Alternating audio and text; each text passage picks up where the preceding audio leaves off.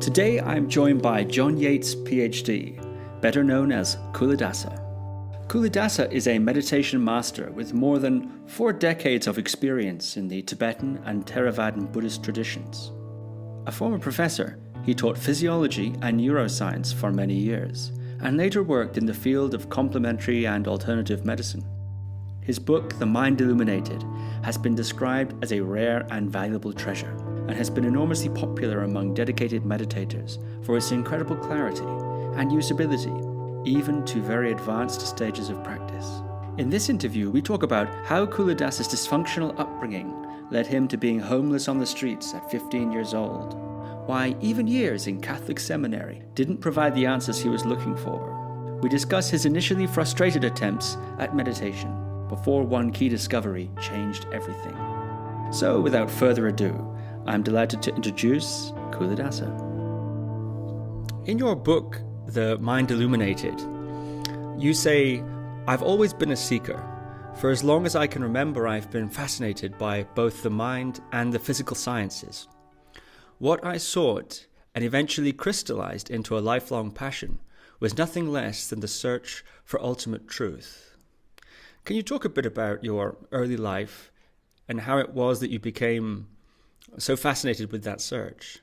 Yes, I grew up in a very dysfunctional situation, which, just as an aside, I found very few people that haven't. So I suppose in that regard, I'm not that unusual. But how to put this succinctly?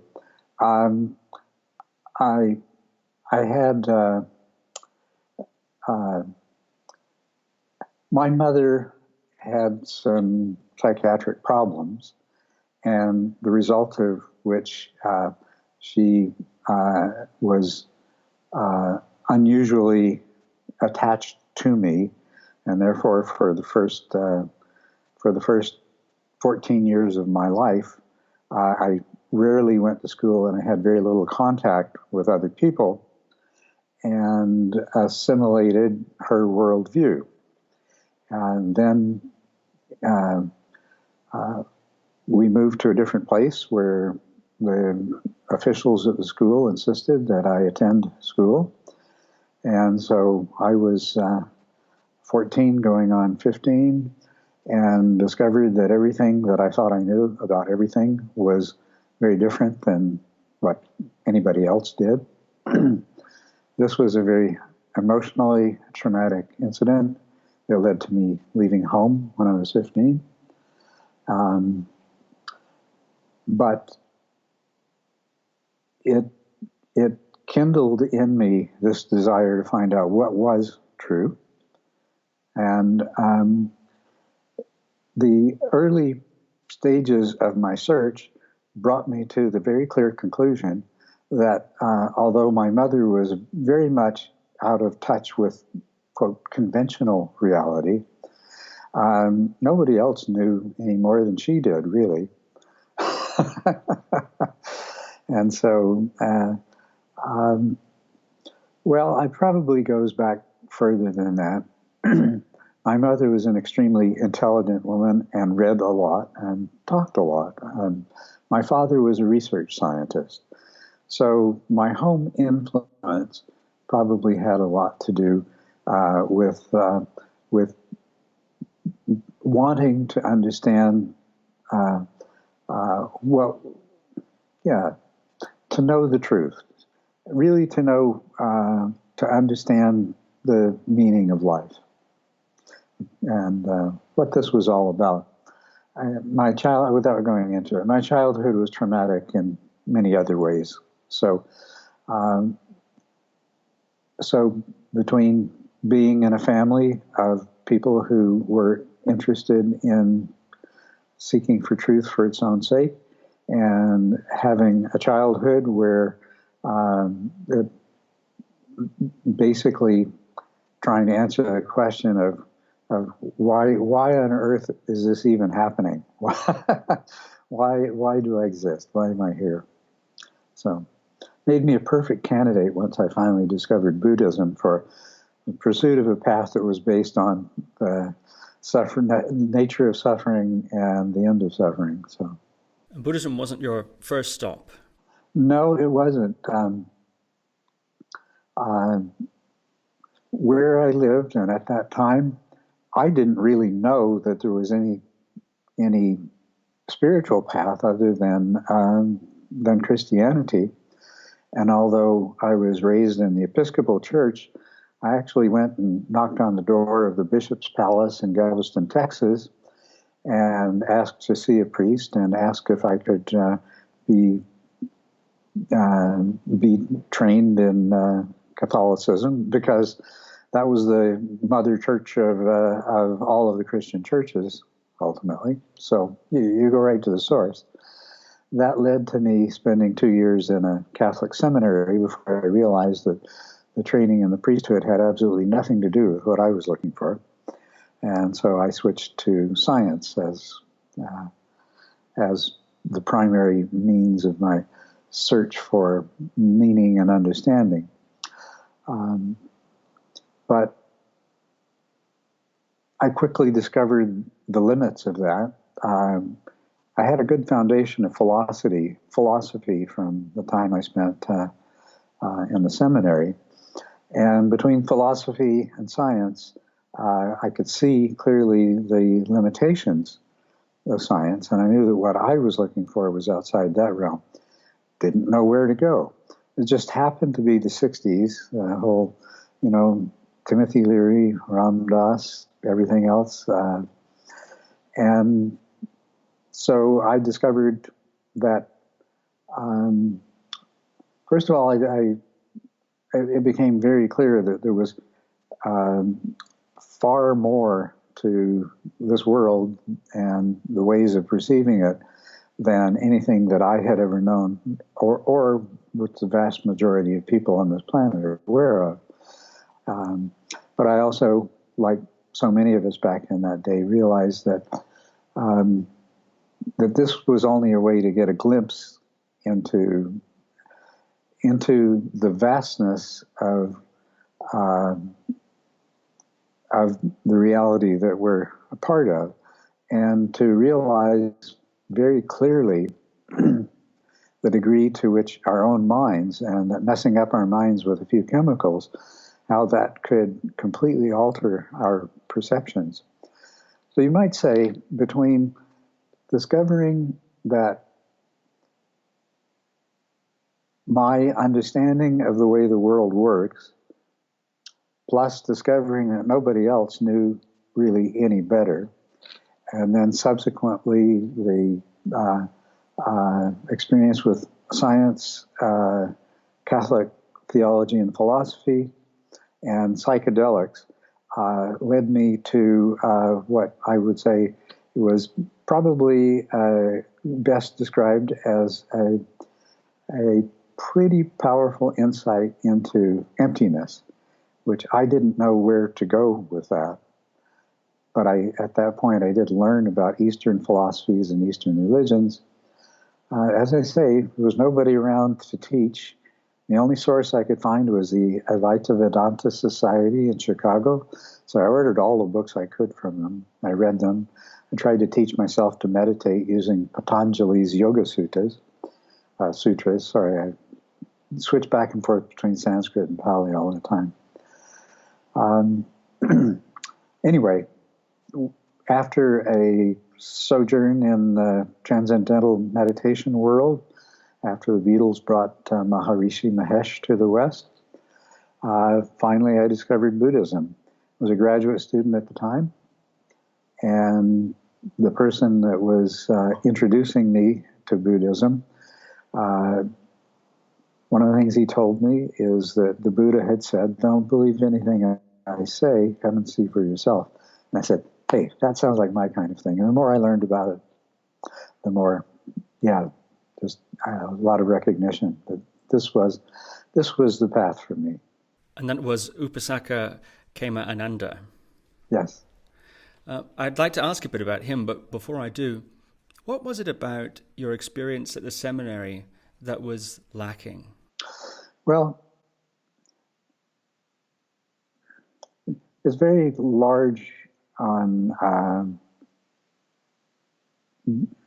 doctrine and very weak in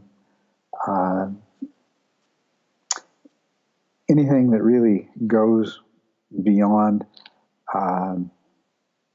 the fundamental Christian or Judeo-Christian framework. It's what I encountered in, you see, what I thought that I would be learning about was the things that I'd read, John of the Cross, Teresa of Avila, The Cloud of Unknowing. This is what I thought I would be introduced to. Instead, I was taught a theology that was rigidly confined to the fundamental Judeo-Christian set of assumptions. We were allowed to dabble a bit in modern process theology, but fundamentally what we were presented with was a truncated intellectual approach where we would study Augustine, sorry, and Thomas Aquinas. And what I was really struck by is after creating his Summa Theologica, Aquinas pushed it all aside and said it means nothing. He had had some kind of realization that had gone beyond this framework. Other things that disturbed me greatly were doctrine like people who were not fortunate enough to be born in a Christian or Catholic environment and were never baptized were automatically condemned through no fault of their own. That made no sense to me at all. A variety of doctrines like that. Maybe the one thing I had the biggest problem with of all was the whole thing about you go out and you break the commandments and you sin right and left, and then you go to confession, and then the slate's wiped clean, and then you go and do the same thing again, and then, it's like that didn't seem to me that seemed to me to be nothing but a sop for the mass of people who were being manipulated by the Catholic Church. Christianity fulfilled its function as a religion by bringing a lot of stability, social stability, and played a major role in the politics of Europe. But as far as the majority of the people they supposedly served, they weren't really meeting their spiritual needs, except in a very limited way. Of course, I discovered the same thing about Buddhism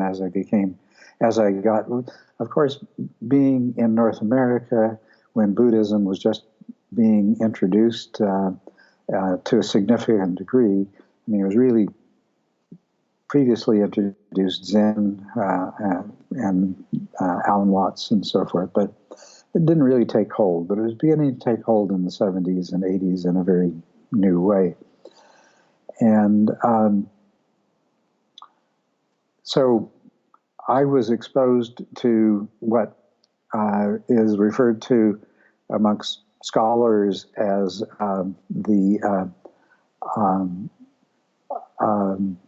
what is the word that they use? The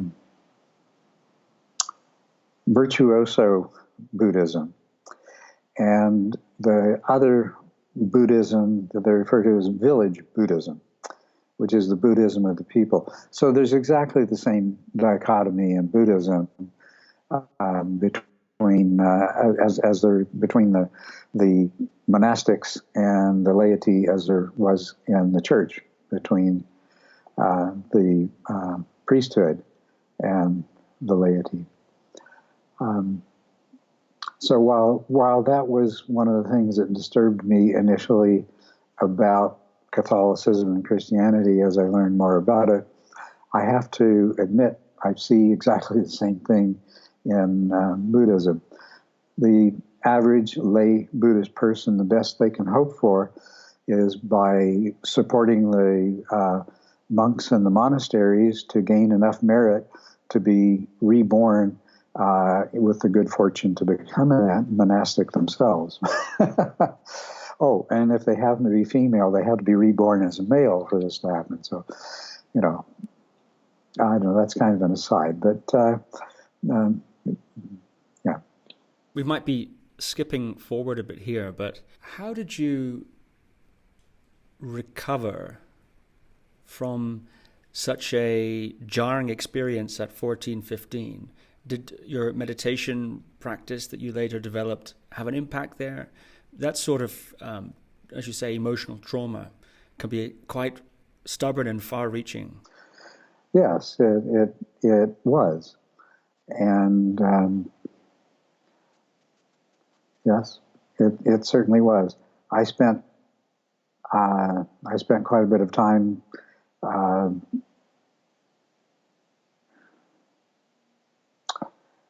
I would say I was both depressed and highly emotionally disturbed, sort of rejecting social norms, because I was living on the street that put me in contact with a whole lot of other people who were rejecting social norms for a whole variety of different reasons. But at some point, well, it was when I turned 18, I looked at the situation that I was in and realized that I had to change things. I hadn't completed high school, of course. So I did a GED exam, scored in the 100th percentile, thought, well, that's great. I should be able to get into college or university. So I applied altogether, 100, I used to remember the exact number, 100 and something different colleges and universities. Pretty much everyone said either no way or complete a year at another accredited college or university and we'll consider your transfer. So, but I fortunately had a mentor who the chairman of the biology department at the Catholic university that I ended up attending had been a graduate student of his. He was aware of my attempts to get into university, so he contacted this person and arranged for me to actually, what they wanted me to do was first and second year English courses in summer school, and if I completed those in the summer session successfully, then I'd be admitted to university. So, in answer to your question, I've always felt like there was something inside of me that no matter what mistakes I made and what wrong directions I took, there was something inside of me that would always eventually come to the fore and turn me in the right direction. And then, equally so, it seemed like once I would do that, and somehow or another the universe would provide the means. The one gave me the determination to continue my education and to be able to make something of myself. And the other brought into being an extremely unusual, totally unpredictable bit of fate that allowed that to become a reality. And this insight into emptiness that came as the consequence of disturbing experiences and the Catholic explorations and the psychedelic experiences and so on, was that a hunch about emptiness, or was it a direct insight into it? In other words, was it a sort of accidental stream entry kind of a situation, or was it more of a gradual suspicion of emptiness? It was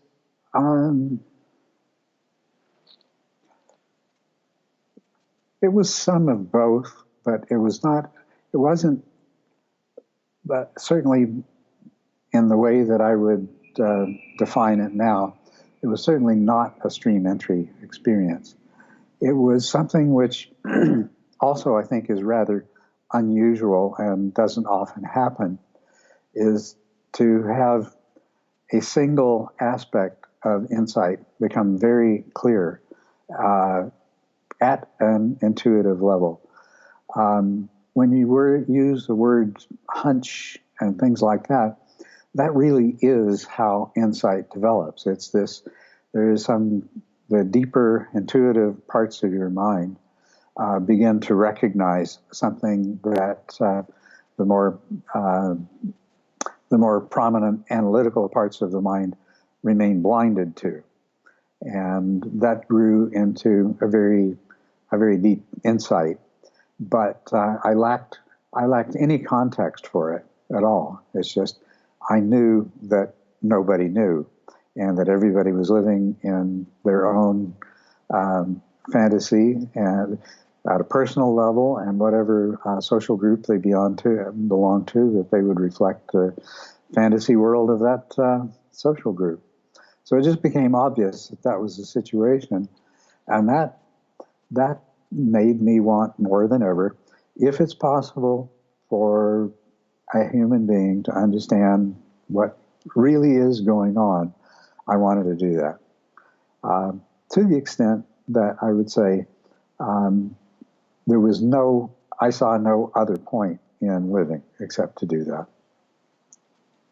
So it was pretty powerful, but it was not stream entry. At that time you met Upasaka Kema Ananda, formerly Eric James Bell, and in your book you write, "I'd come into possession of a sitar in need of repair, and I wanted to learn to play it. By chance I met someone who could help me do both, and who had also spent several years studying Buddhism and meditating in Burma and Thailand. He was to become my first real spiritual teacher." Can you tell us a bit about meeting Kema Ananda and how it was that you came to regard him as your teacher? Yes. I first met him, we're talking about 1970, 71, I think, in Winnipeg, Manitoba, Canada. I don't know if you and your listeners know much about Winnipeg, but anyway, it's a small city in the middle of the huge plains between Ontario and British Columbia. That's just all one vast plain there. Well, you get some hills in Alberta, but one night in the first vegetarian restaurant to ever exist in Winnipeg, and probably one of the first in Manitoba, one night there was this fellow who showed up dressed in white with a group of his students with him, and he provided the entertainment for the evening, playing a surbahar, which is a larger version of a sitar. And I enjoyed that thoroughly. And then when the time came for him to take a break, what he did is he and his students who had come with him, there were maybe half a dozen of them, there was a space in the back next to the kitchen. They went back there and they began chanting a mantra so that was the break. And then he came back and began performing again. I found this all very, very interesting. But most of all, since I had this broken sitar, which I had paid $25 to for another graduate student, he was from India, went back to India to get married. His wife was given this expensive sitar as a wedding present. It got smashed on the airplane. Why I bought it from him in the first place, I don't know, but I'd had it for several months, pieces in a paper bag. Here was somebody who was playing this instrument and who was also interesting in a lot of other ways. So I asked him afterwards, I said, I have a sitar, but it's broken, and could you help me repair it? And so he gave me an address to come to, and we arranged for me to go the next Thursday at 2 in the afternoon. It's interesting how some things stand out in your memory very clearly, which I did. He looked at it and he said, yes, I think we can repair this. And so every Thursday afternoon, and it often ended up being 4 or 5 hours at a time, we would work on repairing the sitar, and he would talk to me about Buddhism. And I went from being interested but skeptical to hearing more and more that I could resonate with. And as I say, when what was so different than anything I had been exposed to before was to have the person who had set this all in motion, a quote from him saying, "Don't take my word for it, come and see for yourself." And as a PhD student in sciences, that was just, I was already interested. I was already intrigued. Things already resonated with me. But that put it all together, and I knew I'd found my way. You then write, this particular group represented a unique confluence of Tibetan and Theravadin teachings in the person of Namgyal Rinpoche, also known as George Dawson. And that's an interesting character. It says here, he originally ordained as Ananda Bodhi, he was an acknowledged master in the Southeast Asian tradition before being recognized as the reincarnation of Namgyal by the 16th Gyalwa Karmapa. What can you say about Namgyal Rinpoche? I think his trajectory is very interesting. People may not realize what it means to be recognized in two traditions like that and how unusual it is. Yes. And he was very unusual. I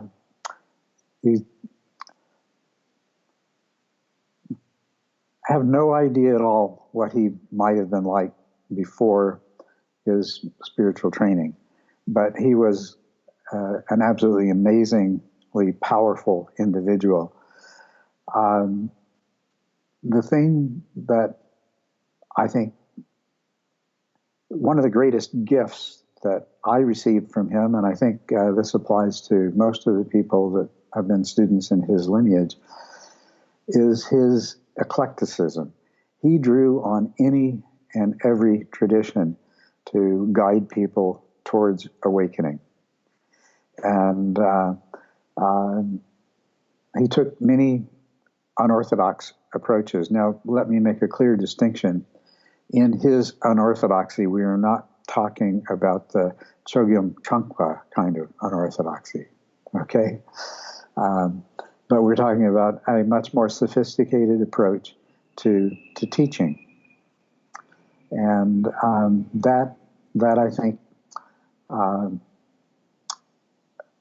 aside from his legacy in terms of the number of people that he helped to find their way on the Buddhist path, his greatest legacy, I think, was and still is that eclectic approach, the idea that all spiritual paths are trying to achieve the same goal from different conceptual frameworks, but and with lots of confusion along the way, and a tendency to get partway there and think you've arrived, but that they were all leading the same place, and that the methodology of all these different traditions had its own validity. From where do you think he got that confidence to draw from those things in that way? I mean, he's recognized, as you said, by the Burmese tradition as being a master, and the Karmapa didn't exactly make everyone a tulku. That's right, it didn't. Did those things factor in at all, or was it more from his own personal experience? Well, I think that was a very major factor. There was, during the period, I didn't really know anything about him during the period prior to him taking his second ordination from the Karmapa and becoming Namgyal Rinpoche. But the impression I have is that when he went to London and set up a meditation center there, and then to Scotland and set up another one there, which, by the way, continues today as Samye Ling. At that point, as far as I can tell, he was still pretty much an orthodox, if you can use the word, Theravadin. But I can't say that for certain. Well, he must already have had inclinations in that direction. But of course, two so very, very different lineages as Theravadin and Kagyu Tibetan, for him to have been so comfortable and so readily adapt and see the convergences in two such different traditions, he must have had a very strong predisposition in that direction anyway. I sort of picture his conversations with the Karmapa being an expression of that, and perhaps having a lot to do with why the Karmapa recognized him as the Namgyal Tulku. Was he trained in the Karma Kagyu, or simply recognized? I don't know how much time he spent with the Karmapa and what other teachers that there may have been, but having been exposed to other Tibetan teachers since then, he was quite knowledgeable. So somewhere along the line, he acquired a lot of traditional Tibetan training. At that time, you're practicing a mixture of Kagyu and Theravada, and you write in your book that you began the Ngundro even. What was that like, mixing those two lineages from a practice point of view? Actually, I enjoyed the Ngundro quite a bit.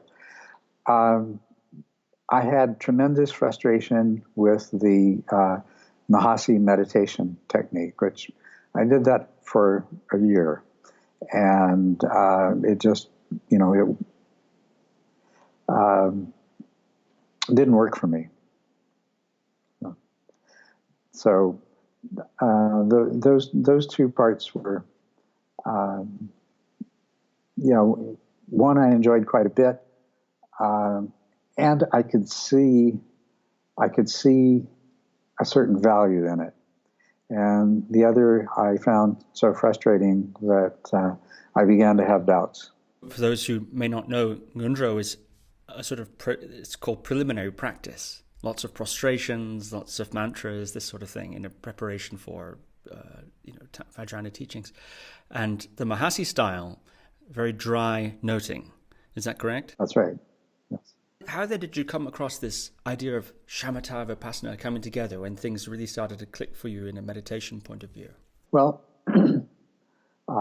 my second teacher, Jodhidhamma Bhikkhu, returned to Canada after many years in Southeast Asia, and he came to the Vihara. That's where Kemananda and his students lived. It was a great big house on the Assiniboine River, a mansion basically that had been rented.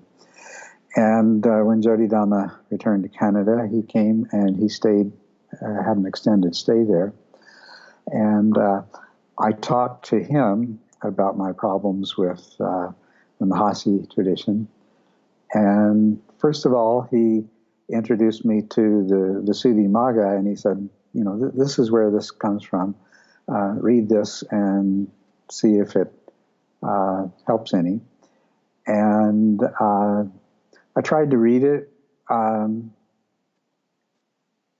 but I found it, I didn't find it helpful, really. And so then his suggestion, he said, well, you know that this Mahasi method was just, we're now talking the 70s. He said, it's not even 100 years old. It This was just invented in the Burmese forest tradition, less than 100 years ago, based on the Visuddhimagga section that you read. And he pointed out that you'll notice that most of the the whole first section of the Visuddhimagga is about, it's called the purification of concentration or mind, and that it's about developing shamatha. Explained to me what shamatha was. And he said the part that Mahasi is based on, you'll notice, is prefaced by saying that that what he was going to describe applied both to those who came from the development of shamatha and those who didn't. And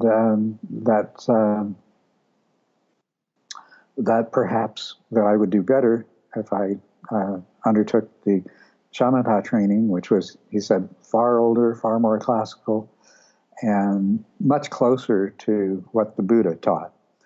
I didn't understand the connection between what the Buddha taught and modern, I should say modern, the shamatha training that developed over the intervening centuries for quite some time. But because most of the Buddha's references to meditation at all are referred to the jhana practices. And so, of course, jhana training was a part of the shamatha training that I did. And they were very, very complementary. This, I found, it was exactly what I needed. It worked very well. What was it, do you think, it was about that shamatha that really worked for you at that time? Well, if you read my book, you might realize that one of the things that I have discovered is that shamatha, or calm abiding, while it does involve, as a very important component of it, the development of samasamadhi, right attention. Right concentration is a bad translation because in English, concentration has a lot of connotations that are actually contradictory to the purpose of samasamadhi. But although developing stable concentration through the stages, there are different stages of samadhi, is important to the development of shamatha. What shamatha is really about, it's all about developing mindfulness. So very, very powerful mindfulness. Now, what I discovered was that mindfulness was the equivalent of that way of knowing that I refer to as awareness, that is quite distinct from, both physiologically and experientially, from attention. Excuse me. And shamatha involves both samasamadhi and samasati, the development of very stable attention and very powerful metacognitive introspective awareness, which is sati sampajana. It is mindfulness with clear comprehension. So what samatha is, the best way to describe samatha is as training the mind and training the faculties of the mind so that they can work together in the most optimal way to bring about, first of all, to recognize insight experiences when they arise, and then to allow those experiences to mature into insight. And that's why it worked. Because of my background, and because it's the dominant mode in global culture now, we are very much attention dominated. And the cultivation of awareness is minimal. Basically, consciousness consists of a field of conscious awareness. And anything that comes into attention first appears in that field of conscious awareness.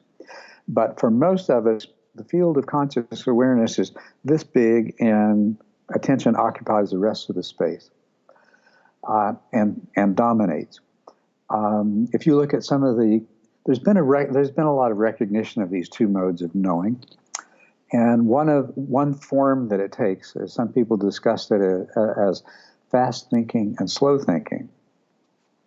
And fast thinking corresponds to awareness, and slow thinking corresponds to attention, which is very linear. It's the difference between linear processing and parallel processing. Now, in the ordinary person, about all you experience of awareness most of the time, or mindfulness most of the time, is this sort of penumbra that I would call the subconscious. It's almost conscious, but it's not quite. It's on boundary. And that's because of the dominance of attention. So when you find people discussing slow thinking versus fast thinking, they tend to regard the fast thinking as being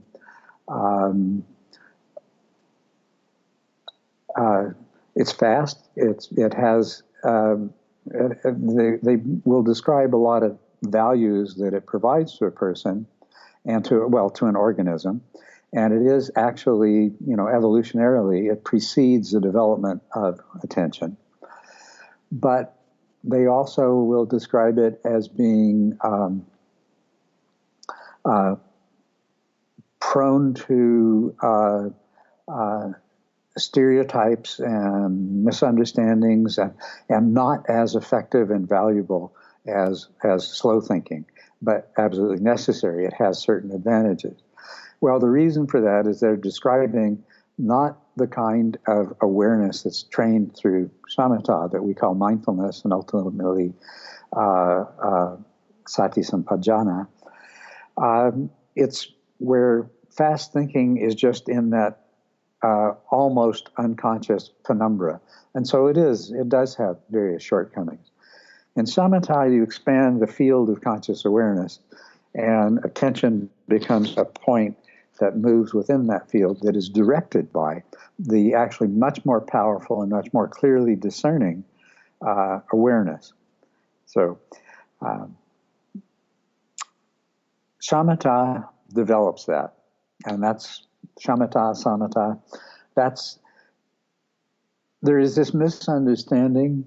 People think of samatha as developing concentration. They think of it as being primarily attention-oriented.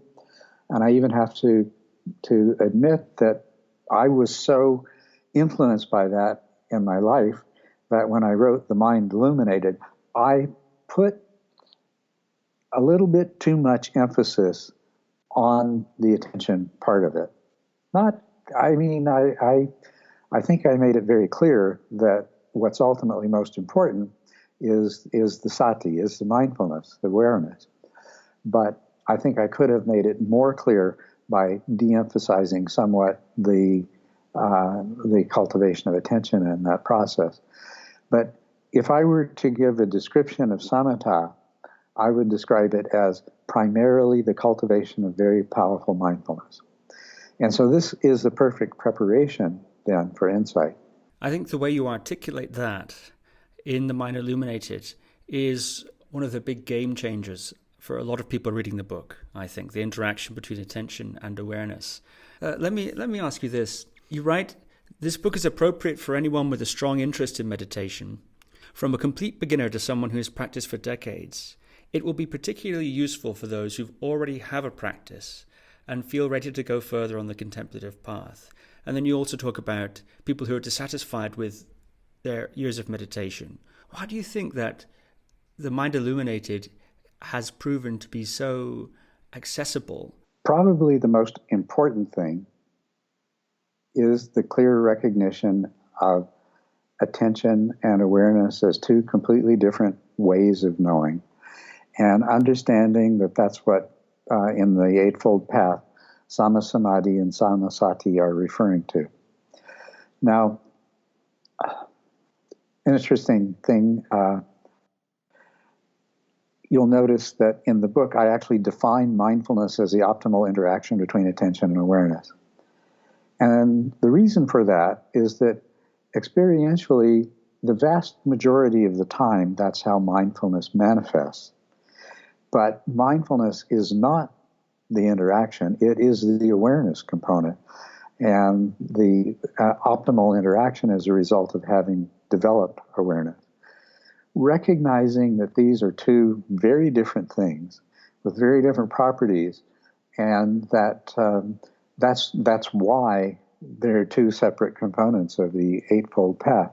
I think that recognition and the application of that understanding to the mind training right from the beginning is probably the key to what sets my personal experience and my ability to express my personal experience, my experience with working with other people and their success in the practice, which I have also learned more from, when you can only know your own path, but in the position of a teacher where you get to share the journeys of many other people, you discover much more of the ramifications of that.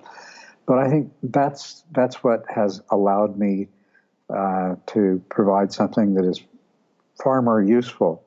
If you were to look at the definitions of mindfulness, you'll find the majority of them reveal clearly the failure to distinguish attention from any other way of knowing.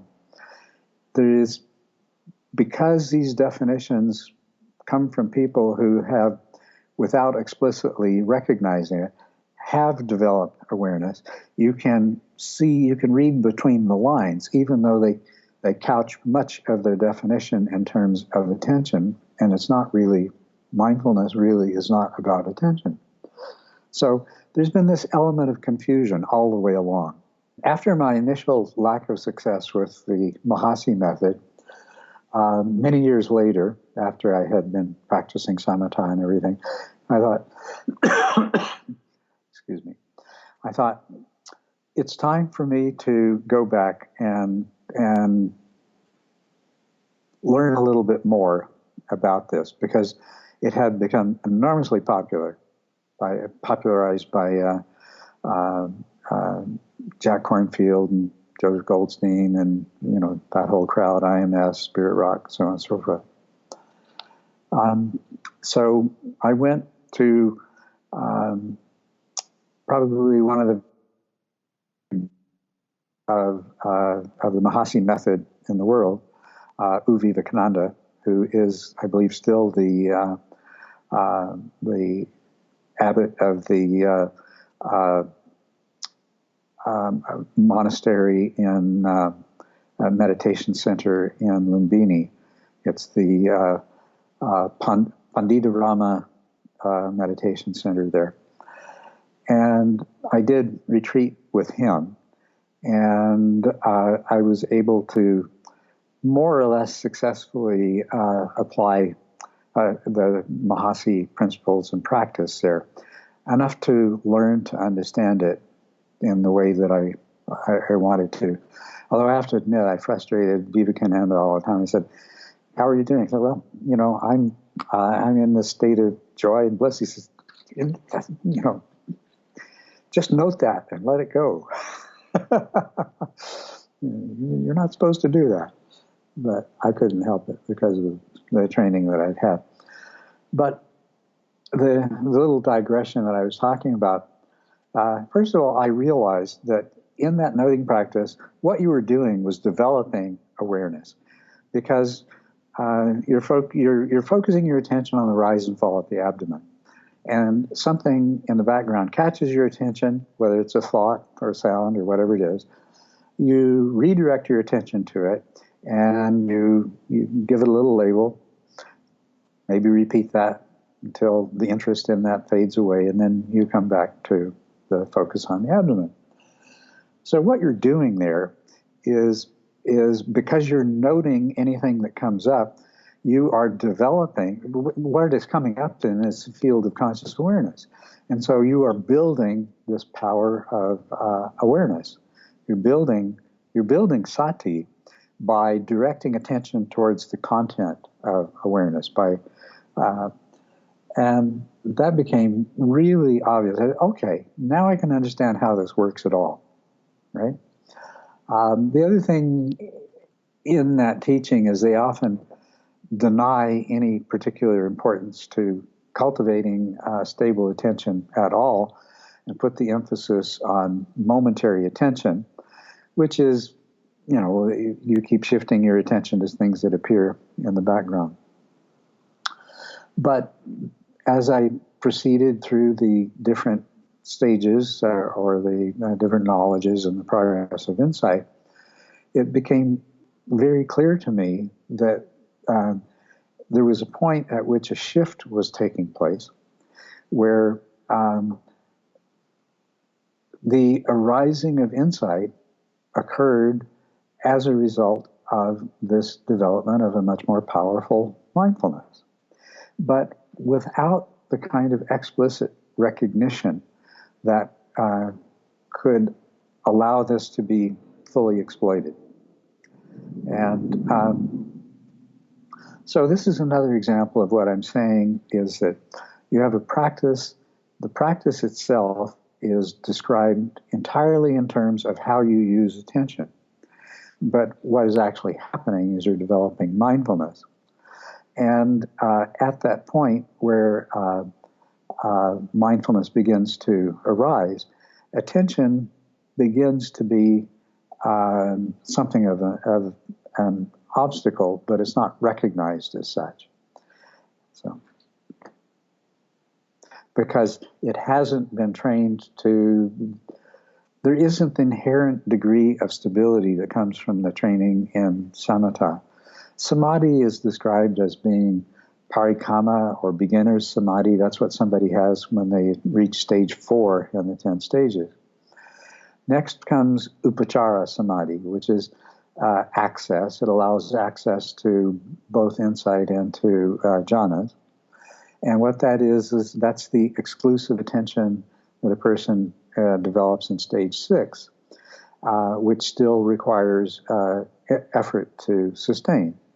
And then comes apana samadhi, which is the kind of absorbed samadhi, which is characteristic of jhana, but it's not in this process of development. That apana samadhi is not limited to shifting into that altered state called jhana. It is present continuously. And so apana samadhi then matures into the true khanika samadhi, or momentary samadhi. In that state, attention no longer needs to remain on any one object. It can move from one thing to another, to another, to another, but it moves not spontaneously, but under the direction of mindfulness. And wherever it lands, and no matter how long it stays there, it has the same fully penetrating power of jhana, of the absorption into the object with the first jhana. So now in the Mahasi method, this hasn't been developed as a stable faculty that a person has available to them at all times, but they do achieve a state of sati in combination with a relatively stable attention that is primarily the result of the fascination of the mind with the kinds of things that sati is bringing into consciousness. So attention becomes it has the properties of apana and khanika in the true meanings of those terms, because the information that is presented in the arising and passing away stage and in the dissolution stage is so fascinating to the mind that the attention, despite its lack of training and stability and subservience to awareness, is functioning as if it had been trained in that way. These are the sorts of distinctions that explain why it is that people who have been frustrated practicing hard are suddenly have an aha moment where a lot of their training can be recontextualized and start to function much more effectively. Even just from hearing some of those distinctions, I think I've heard a lot of reports about that. Yes. Going on from there, you write in your book that there's so much myth and mystery surrounding awakening, that many people tend to dismiss it. You go on to say, rest assured, it's a goal within everyone's reach. The Buddha said that with proper training it should take no longer than 7 years and can happen even more quickly. Here, meaning in the Mind Illuminated, you will learn all you need to know about what must be done, how to do it, and why. And we've come up now to your understanding this Mahasi method, having gone via a shamatha route, coming back to it and understanding it. What happened next? Can you walk us through a little bit your journey as a practitioner in discovering these various stages of insight, how it was that you came to experience them? For instance, you're also known, I think, as being willing to talk about attainments, such as the 4 paths and so on. We mentioned stream entry earlier. When did you arrive at those 4 paths or achieve those 4 paths? What was that journey like? There is so much to be said about that I'm actually in the process of writing a book about it. Sitting with me is the person who's helping me with the writing of that book, and intention is to spend the next 10 days just focusing on writing. Obviously, there's so much I could say, and I have so much in my mind at the moment that it's hard to say when and where to begin.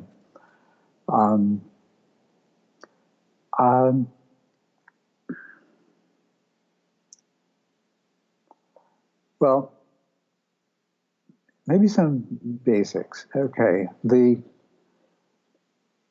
my experience of stream entry, first path attainment, came about using the method that I call meditation on the mind, which is basically the same thing as Mahamudra and Dzogchen.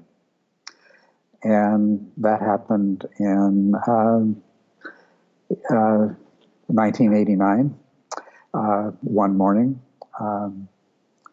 I used to get up early in the morning and I'd meditate for an hour or so, and I'd do all my morning things and get ready to go off and teach.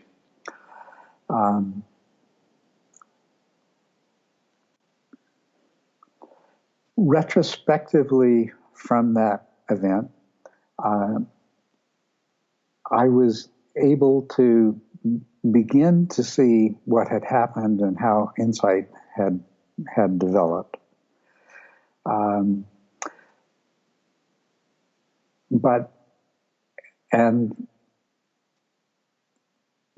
And what was very clear to me from that, what happened there, is it was stream entry, not only because it fulfilled the criteria that the Buddha describes as the falling away of the 10 fetters, 3 of which fall away from stream entry, but that there was a permanent shift in the way I saw things based on the particular insights that are involved in the falling away of those 3 fetters.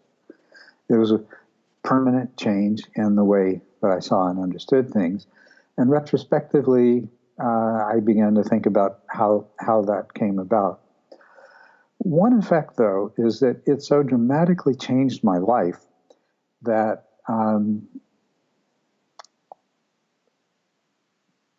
things were so much better than they had been, that I wasn't so highly motivated. You know, it's like, yeah, so there's 3 more paths, but I mean, this is wonderful. So I ended up, I fell away from meditation practice and I began exploring a lot of other things. Spent several years exploring shamanism.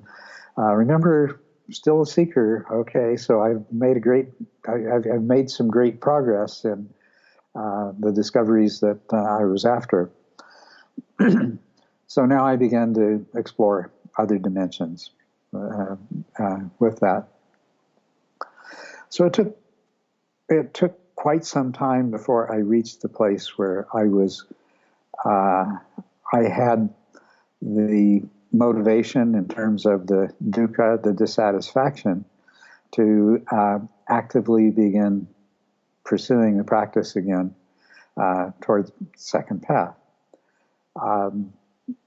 As a part of that, I retired at 51, and my wife and my son and I moved to a remote location in the mountains here in southeastern Arizona. Basically, it was a monastery of two, and I resumed my practice. And you might find it interesting to know that it was on that retreat with Vivekananda using the Mahasi method that I attained to second path. And the key event in that retreat was an encouragement by Marcia Rose, who's another teacher in New Mexico, who was co-teaching with Vivekananda at that time, to meditate on mental states. Basically, Vivekananda had already encouraged me to basically practice awareness of Vedana feelings of pleasant, unpleasant, and neutral in those things that arose, and to note those qualities. Then Marcia added to that the encouragement to do that is the second of the 4 applications of mindfulness in the Satipatthana Sutta. Application to mindfulness of feelings. Marcia recommended that I practice the third, which is mindfulness of mental states. And this brought about powerful realization, like a shocking realization, that the only mental states that I had ever experienced that were truly satisfactory were those that were completely free from any sort of craving. The emphasis was on craving, with the recognition that self-clinging is what was driving the craving, and the unsatisfactoriness of all of those mental states is, of course, the nature of craving. Dukkha means dissatisfaction. Craving is wanting things to be different than what they are, or resisting what is. So essentially, dukkha and craving, they can be intellectually understood as two things, one having a causal relationship to the other, but ultimately they're one and the same thing. Two mental processes that produce the same effect. But anyway, the effect of this was a very, very powerful recognition of what needed to be done and how important it was that it be done. And my meditations at that point, it was a month-long retreat, my meditations at that point were often 3 or 4 hours in length. And it was interesting in I had a very different type of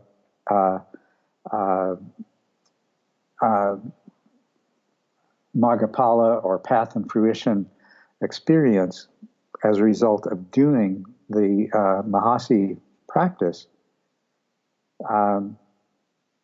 than I did with the first time around doing basically a Mahamudra type practice with stream entry. But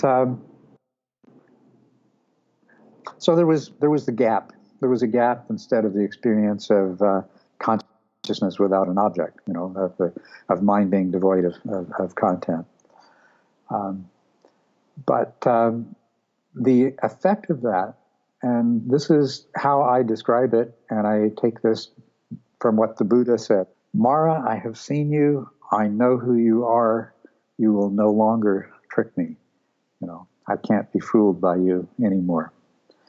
That in the 10-fetter model, what defines the attainment of second path is that craving loses its power and self-clinging loses its power. It's still there, and it needs to be overcome.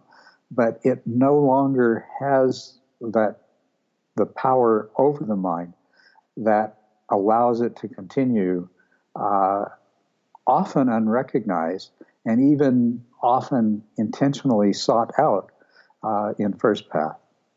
Because one of the things that I realized was that craving itself is not only is it almost synonymous with dukkha, but craving itself is also pleasurable. And there's a subtlety to that, and a subtlety to the many different forms of craving that arise that I won't go into. So after the initial Magapala experience for second path, and the dwelling in the state of just crystal clear understanding of the nature of self-clinging and craving and suffering, dukkha. In other words, the first three of the Noble Truths were just standing out so vividly clear. After a period of dwelling in that, I entered into the stage of reflection. And here, sort of reviewing how this had operated throughout my entire life, right? And creating a very powerful motivation to pursue the practices associated with second path, which leads to the point where there's craving no longer arises in response to the worldly things, the 8 worldly dharmas. I don't know if you're familiar with those: pleasure, pain, loss, gain, fame, disgrace, and praise and blame. Well, no, I didn't get the right. It's fame and disgrace, praise and blame. Anyway, so there is the completely overcoming the craving for these things. That is the practice of second path, and which culminates in the attainment of third path. So I don't think I will go into as much detail as I have. I think just describing that second path process, I think will give a lot of people a good idea of that journey. But at every path, what is characteristic is that some particular event will trigger a coalescing in the mind of an understanding of something that you realize, in a sense, you've always known. Or another way that I put it is, we have insight experiences, all of us, all of the time, which we ignore. An insight experience is when you have an experience where the delusion that we dwell in, because it is a delusion, breaks down and we see through to the way things really are. Or another thing I always like to refer to as a wonderful illustration of this is Leonard Cohen's song, "Ring the bells that still can ring. There is a crack in everything. That's how the light gets through." And I believe that that's what he was referring to in that song. He was a Buddhist practitioner himself, the Zen tradition. That the recognition becomes really clear with the sense that, oh my God, I always knew this. How come I never knew that I knew it? Why didn't I ever recognize this? But with an extreme empowerment associated with it. And so essentially training your mind in the way that I've described gives you the ability to put these experiences together and to use once again the words of the Buddha, to see things as they really are, to penetrate that delusion.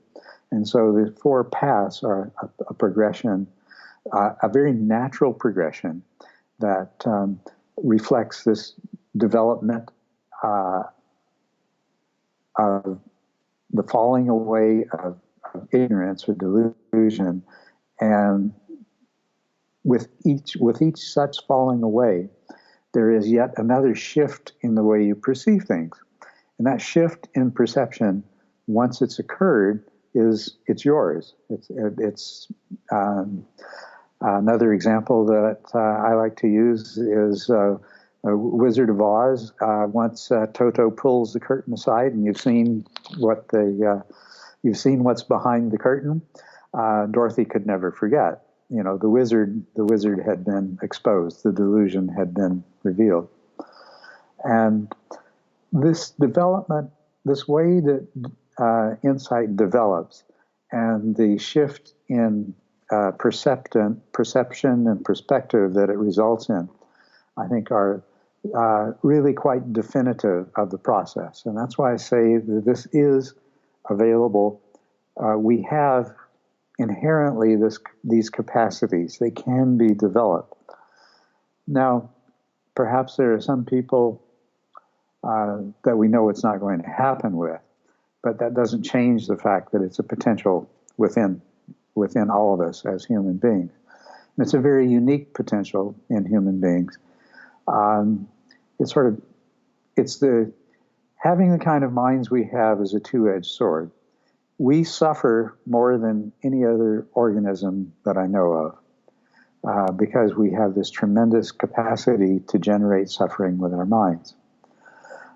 But we also, at the same time, have the capacity to step outside of the user interface that evolution has created and see things more as they really are, and in the process of that, become liberated from the trap of that particular delusion.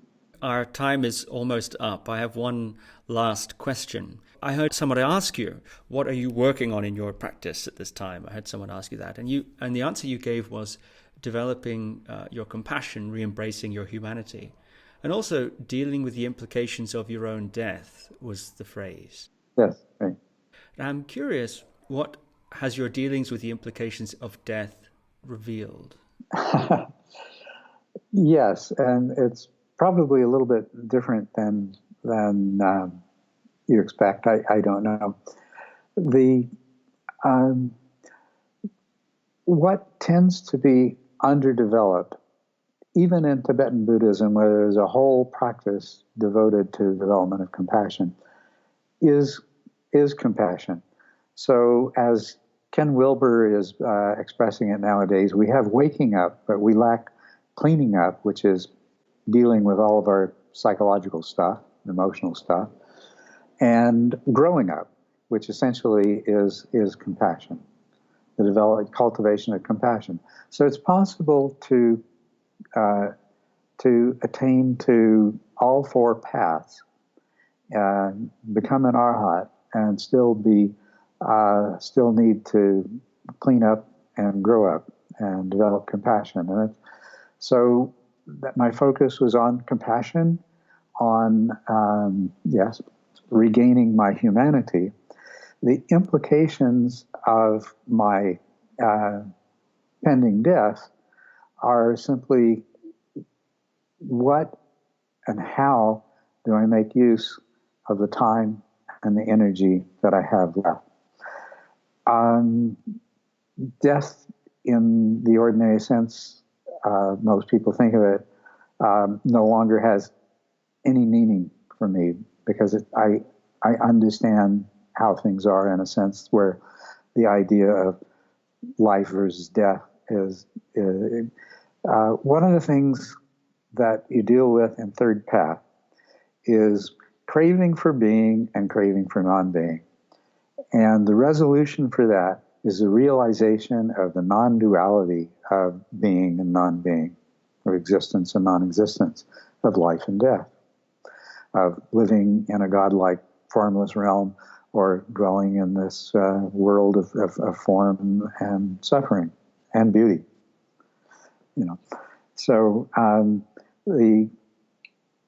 as far as my relationship with death, it's